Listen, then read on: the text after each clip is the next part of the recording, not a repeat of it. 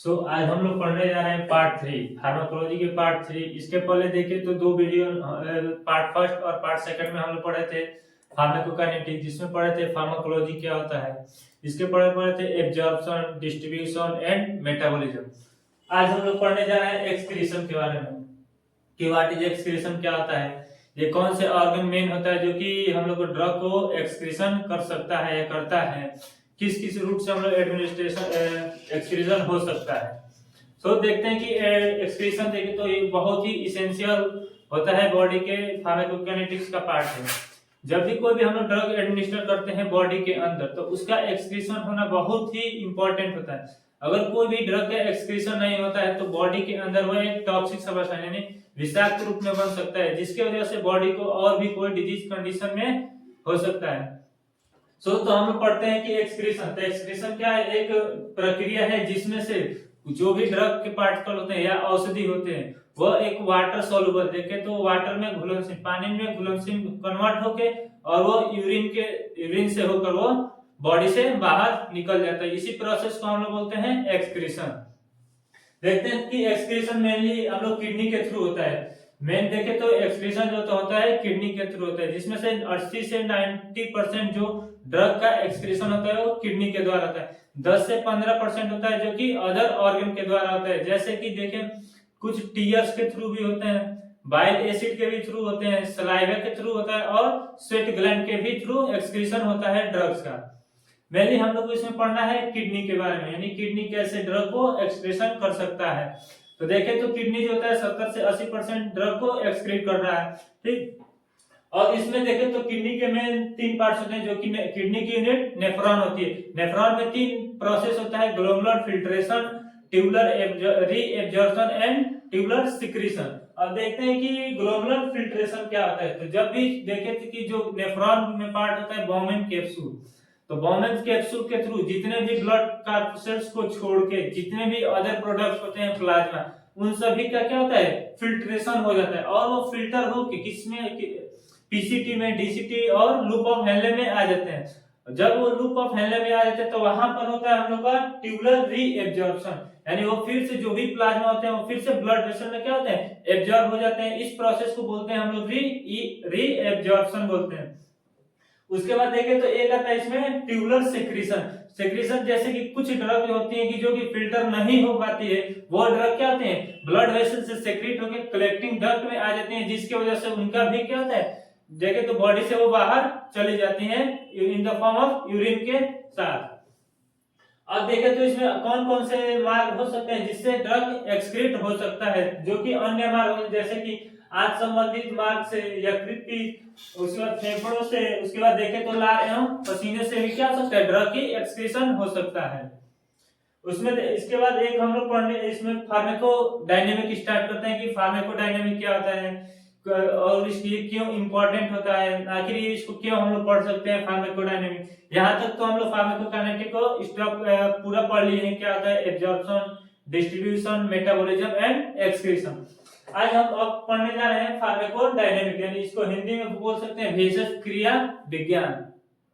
इसका मतलब एक वर्ड में अगर इसको बताते कि अगर कोई भी ड्रग हम लोग यूज कर रहे हैं बॉडी के अंदर तो उस ड्रग बॉडी के साथ क्या इफेक्ट शो कर रहा है, उस प्रोसेस को हम लोग बोलते हैं फार्माकोडायनेमिक। यहाँ पे देखते हैं कि फार्माकोडायनेमिक दो शब्द से मिलकर बना होता है, एक होता है फार्माकोन, दूसरा होता है डायनेमिक। फार्माकोन मींस होता है ड्रग, यानी फार्माकोन बोले तो ड्रग होता है। उसके बाद देखिए डायनेमिक मींस होता है एक्शन यानी मैकेनिज्म, यानी जो भी दवा है उसका क्या बॉडी में जाके एक्शन कर रहा है, क्या उसकी कार्यविधि है, कौन सा इफेक्ट किस ऑर्गन को इफेक्ट कर रहा है, ठीक। तो इस प्रोसेस को या इस पूरी प्रक्रिया को हम लोग बोलते हैं फार्माकोडायनेमिक। अब इसमें हम देख लेते हैं इसके कुछ परिभाषा क्या होता है। तो देखें तो यह फार्माकोडायनेमिक फार्माकोलॉजी की एक ब्रांच है जिसमें हम किसी भी औषधि की क्रिया या प्रतिक्रिया के बारे में अध्ययन करते हैं, उसे ही हम लोग फार्माकोडायनेमिक्स के नाम से जानते हैं, ठीक। अब देखते हैं कि जो ये औषधियां होती है कैसे वर्क करते हैं। कुछ औषधियां होती हैं जो कि किसी भी ऑर्गन को स्टिमुलेट यानी उद्दीपन द्वारा वर्क करते हैं। कुछ जो होता है कि औषध यानी डिप्रेशन, यानी कोई भी ऑर्गन हम लोग का स्टिमुलेट तेज वर्क करने लगता है उसको डिप्रेस करना की वर्क करते हैं। कुछ औषधियां जो कि इरिटेशन को भी कम करने में वर्क करती हैं। कुछ देखें तो रिप्लेसमेंट करती हैं, जैसे कि हम लोग देखते हैं कि इंसुलिन का बार बार इंजेक्शन लिया जाता है जो कि ग्लूकोज को लेवल को कम करने के लिए, तो देखें तो वह एक रिप्लेसमेंट में आ सकता है। उसके बाद देखें तो साइटोटॉक्सिक में होता है कि जैसे कि कभी भी किसी व्यक्ति को या किसी पेशेंट को बैक्टीरियल इन्फेक्शन हो जाता है तो उसमें हम लोग एंटीबायोटिक का मेनली यूज करते हैं, तो उसमें ये प्रक्रिया आता है साइटोटॉक्सिक द्वारा भी वो ड्रग को हम लोग बीमारी को ठीक कर सकते हैं। उसके बाद एक आता है इसमें मॉडिफाइंग इम्यून सिस्टम। इसका मॉडिफाइंग इम्यून सिस्टम का एक शब्द में बोल सकते हैं कि हम लोग को अपनी बॉडी के अंदर जो भी इम्यूनिटी है उसको क्या करते हैं, बूस्ट करते हैं या इनहेंस करना है। जैसे बाय द यूज ऑफ हम लोग बहुत सारे वैक्सीन का यूज किया जाता है। पिछले दिन में हम लोग देखे हैं कि कोरोना काल में बहुत सारे कोविशील्ड वैक्सीन का यूज किया जाता है जो कि हम लोग के मॉडिफाइंग इम्यून सिस्टम के अंदर आ सकता है। अब देखें तो इसमें कुछ एक प्रोसेस है जो कि स्टिमुलेशन से कैसे होता है, डिप्रेशन क्या होता है, इरिटेशन और रिप्लेसमेंट और साइटोटॉक्सिक के द्वारा वो कैसे वर्क करता है ड्रग।